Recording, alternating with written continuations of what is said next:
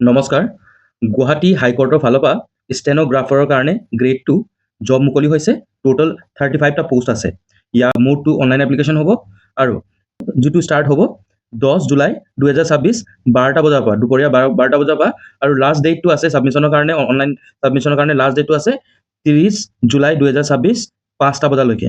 আৰু ইয়াৰ ফি পে'মেণ্টটো আছে 5 তাৰিখে আগষ্ট 2026 লৈকে, যেতিয়া till banking hours, banking transaction hours. ইয়াৰ পে স্কেলটো এনেধৰণৰ 22,000 পৰা 97,000 মাজত থাকিব, প্লাছ গ্ৰেড পে 9,700, আৰু ইয়াৰ ওপৰে থাকিব আদাৰ এলাৱেঞ্চেছ, এইচব থাকিব এজ পাৰ ৰুলছ। ইয়াৰ কাৰণে এজ যিকোনো কেটেগৰী, আনৰিজাৰ্ভ, OBC, MOBC বা SC, ST, PWD চবৰ কাৰণে মিনিমাম এজটো 18 হ'ব, 18 বছৰ হ'ব লাগিব। তাৰপিছত মেক্সিমাম এজটো যোনটো হয় আনৰিজাৰ্ভৰ কাৰণে 40 আছে, OBC, MOBC কাৰণে 43, SC, ST প্লেইনছ, ST হিলছৰ কাৰণে 45 আছে, আৰু PWD ৰ কাৰণে 50 আছে। এলিজিবিলিটিটো চাই লওঁ। The candidate must be graduate from university grants commission recognized university, যিকোনো এটা ইউনিভাৰ্চিটিৰ পৰা, ৰেকগনাইজড ইউনিভাৰ্চিটিৰ পৰা গ্ৰেজুৱেট হ'ব লাগিব। তাৰপিছত should possess a diploma or certificate in stenography or shorthand. Stenography আৰু শ্বৰ্ট হেণ্ড মানে একে কথা, ঠিক আছে। এটা ডিপ্ল'মা থাকিব লাগিব from ITI, polytechnic or any other recognized institute, ITI বা পলিটেকনিকৰ পৰা হ'ব লাগিব।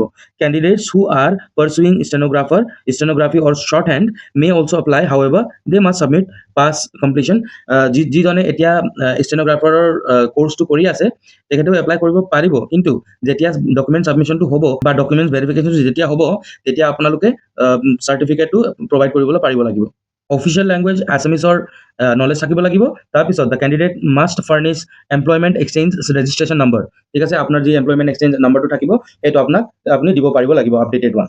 ইয়াৰ কাৰণে চিলেকশ্যন প্ৰক্ৰিয়াটো থাকিব, প্ৰথমতে ভইচ টেষ্ট বিফৰ ডিক্টেশ্যন 2 মিনিটৰ কাৰণে থাকিব। তাৰপিছত speed test in shorthand at the speed of 100 words per minute, 700টা words, 100 মাৰ্কছৰ থাকিব, ডিউৰেশ্যন 7 minutes।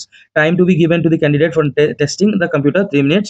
তাৰপিছত time for transcription of the dictated portion in computer 25 minutes। এইটো আপোনালোকক সময় পোৱা হ'ব, আৰু আপোনালোকৰ প্ৰথমটো ষ্টেজটো সেইটো থাকিব চিলেকশ্যনৰ।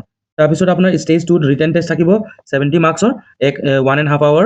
তাৰপিছত ফাইনেলি ষ্টেজ 3 আপোনালোকৰ ভাইবা বছ থাকিব 10 মাৰ্কছৰ কাৰণে। জবটোৰ কাৰণে আবেদন কৰা, হাউ টু এপ্লাইটো চাই লওঁ এতিয়া প্ৰচেছটো।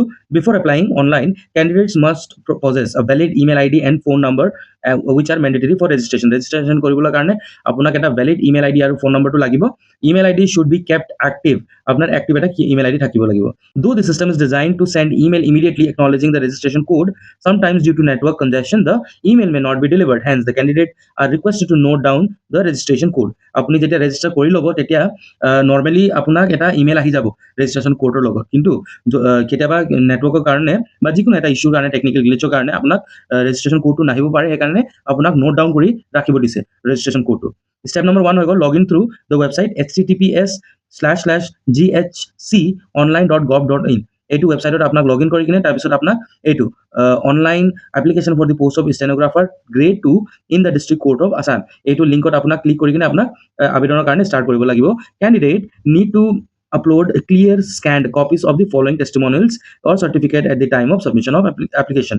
আপোনাৰ অনলাইন এপ্লিকেশ্যন কৰোঁতে, অনলাইন আবেদন দিওঁতে এই গোটেইখিনি ডকুমেণ্টছটো আপোনাক দিব লাগিব, স্কেন কৰি কিনে একদম ধুনীয়াকৈ আৰু ভাল ক্লিয়াৰ স্কেন কপিজ, ঠিক আছে। প্ৰথমটো ডকুমেণ্টটো আছে relating to age proof. Age প্ৰুফৰ কাৰণে আপুনি কি দিব পাৰিব? ক্লাছ 10ৰ এডমিট কাৰ্ড বা বাৰ্থ চাৰ্টিফিকেট আপুনি দিব পাৰিব। তাৰপিছত documents relating to education qualification, marksheet বা পাছ চাৰ্টিফিকেট আপুনি দিব পাৰিব। তাৰপিছত ডিপ্ল'মা ইন ষ্টেন'গ্ৰাফাৰ কাৰণে যি আপুনি ডিপ্ল'মাটো পাইছে সেইটো এটা ডকুমেণ্টছ আপোনাক দিব লাগিব, চাৰ্টিফিকেট বা মাৰ্কশ্বিট এনেকুৱা দিব লাগিব। তাৰপিছত D certificate relating to reservation category, যদি আপুনি ST SC বা OBC ৰিজাৰ্ভ কেটেগৰীৰ কাৰণে আবেদনটো দিছে, তেতিয়া আপোনাক চাৰ্টিফিকেটটো লাগিব। তাৰপিছত E certificate relating to disability, যদি আপুনি PWD কেটেগৰীত আহে তেতিয়া আপোনাক চাৰ্টিফিকেটটো প্ৰভাইড কৰিব লাগিব। F no objection certificate from the present employer only for the candidates who are already in government service, যদি আপুনি গভৰ্ণমেণ্ট ছাৰ্ভিচ অলৰেডি কৰি আছে আৰু এইটো ছাৰ্ভিচৰ কাৰণে আপুনি আবেদন দিব ধৰিছে, তেতিয়া আপোনাক এটা NOC লাগিব এই প্ৰেজেণ্ট এমপ্লয়াৰ য'ত আপুনি কাম কৰি আছে সেইটো এমপ্লয়াৰ পৰা, ঠিক আছে। তাৰপিছত application made in any other mode except as indicated above shall be summarily rejected without any communication. যদি আপুনি এইটো অনলাইন মোডৰ বাহিৰে যদি আপুনি কেনেকৈ বা এপ্লাই কৰে, তেতিয়া আপোনাৰ এপ্লিকেশ্যনটো ৰিজেক্ট হৈ যাব। ফাইনেলি এপ্লিকেশ্যন ফিটো চাই লওঁ। আনৰিজাৰ্ভ OBC আৰু MOBC কাৰণে 500 টকা আছে, ST প্লেইনছ আৰু হিলছৰ কাৰণে 250 rupees আছে, আৰু PWD কেটেগৰীৰ কাৰণে কেণ্ডিডেটৰ কাৰণে কোনো এপ্লিকেশ্যন ফিটো নাই। গুৱাহাটী হাইকোৰ্টৰ ফালৰ পৰা ষ্টেন'গ্ৰাফাৰৰ জবৰ কাৰণে এপ্লিকেশ্যনৰ ডিটেইলছ ইমানে আছিলে। ইয়াৰ বাহিৰে আপোনাৰ যিকোনো প্ৰশ্ন থাকিব আপুনি কমেণ্টত দিব পাৰিব, মই আপোনাক ৰিভাৰ্ট দি দিম। যদি ভিডিঅ'টো আপুনি ভাল পাইছে তেতিয়া লাইক এটা দিব, চেনেলটো ছাবস্ক্ৰাইব কৰিবলৈ নাপাহৰিব আৰু নিজৰ লগৰ লগত শ্বেয়াৰ কৰিব যদি এইটো ভিডিঅ'টো আপোনাৰ কাৰণে প্ৰয়োজন নহয়। থেংক ইউ ফৰ ৱাচিং। জয় আই অসম।